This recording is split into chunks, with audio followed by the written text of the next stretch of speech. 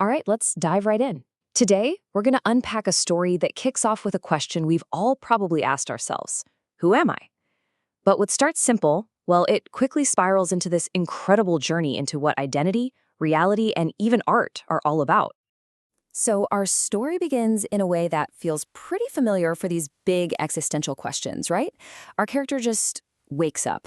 They're in this surreal place, totally disoriented, asking the most fundamental things you can ask. Who am I? And seriously, how did I even get here? And this isn't just some character story. The whole point is that this is a universal search. It's about trying to find yourself in a world that feels kind of random and uncertain. We're all invited to come along for the ride, to search for answers right alongside them. Okay, so first things first, we have to tackle that massive, looming question of existence itself. I mean, how do you even start to answer, who am I, when you're not even sure how you wound up here? The dialogue immediately hits us with something really profound. It basically says, look, if we're aware enough to know we exist, isn't it just natural to wonder why? It's like our consciousness isn't just about being here. It's an engine that's built to ask questions. So the first possible answer that gets thrown out there is this idea of relational identity. The theory is that who we are isn't some fixed thing inside of us. Nope.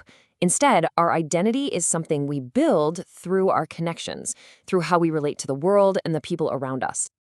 And this idea, this concept of a relational self, it's so important that it becomes the whole focus for this next part of the journey. This is where a guide character shows up and offers this really fascinating idea. They say, hey, maybe if you understand who I am, it'll help you figure out who you are. Why? Because, as they put it, most of life exists in these relationships. It's a pretty powerful thought that we find ourselves by looking at others. So this really lays out the two competing ideas, doesn't it? On one side, you've got the relational self. You are who you are because of your context, your society, and on the other, you have the isolated self. This idea that there's a core, unchanging you that exists no matter what. It makes you ask, right? Are we defined more by our relationships, or is there something constant, buried deep inside? Now, just when you think we're getting a handle on this whole identity thing, the story throws a massive curveball. Our protagonist starts to question, well, everything, the very reality they're standing in. This is the moment it all unravels. It's such a simple observation. The river isn't flowing. It looks like a river, sure, but it's missing one of the most basic things that makes a river a river. The implication is huge. This world is not what it seems to be. And once you pull that one little thread of doubt, the whole thing starts to come apart. I mean, if the river is fake, an illusion, what else is? The doubt just explodes, going from one single object to, well, to the entire world. The explanation we get is pretty mind-bending. The idea is that this whole external world is just a projection, an artistic rendering of the inner mind. Think of it like a dream world that's running parallel to your own subconscious. To really get this artistic world idea, you gotta understand qualia. It's a tricky concept, but basically it's not the color blue itself, but your personal subjective feeling of seeing the color blue. And the story argues that this entire illusory world, all art, really, is built to create these subjective feelings. And here, we get the stark contrast between two different realities. You've got the objective, raw world, which is described as cold, chaotic, just pure physics. And then you have the subjective world, our experience of it, which is filled with art and beauty and emotion. We live in the world of what feels, not just what is.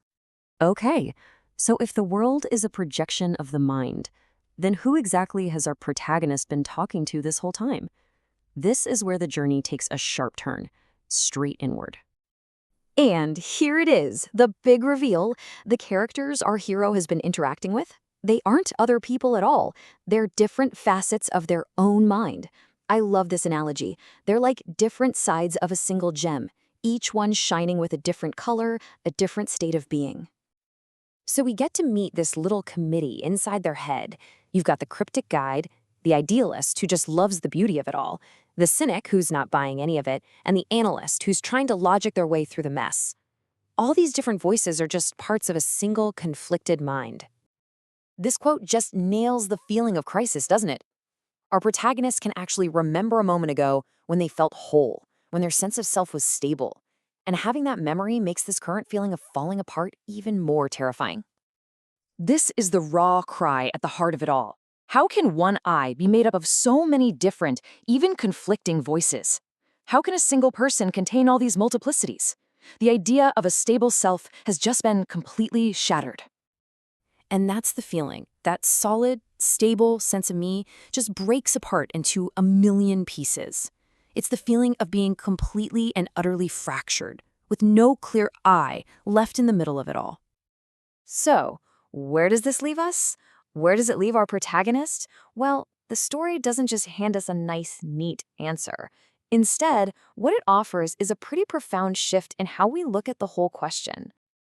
This final bit of wisdom really changes the game. It suggests that maybe the point isn't to find some fixed origin or a final solid identity. Maybe the search itself is what's important. Meaning isn't some treasure you find at the end. It's what you build along the way. And that's the ultimate takeaway here. The answer to who am I isn't some fact waiting to be discovered.